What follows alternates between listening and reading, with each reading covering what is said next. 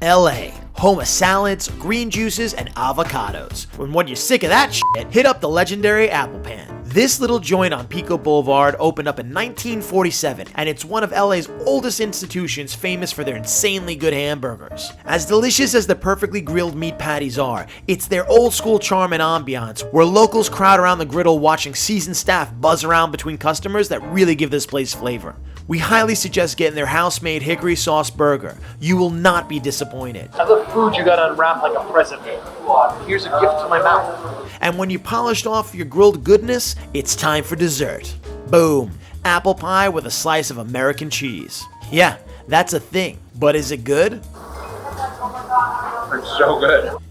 Yeah, so good. I mean, it's cheese and apple pie. I mean, why wouldn't that be good? Cheap, fast, and always good, the Apple Pan has a very special place in our hearts.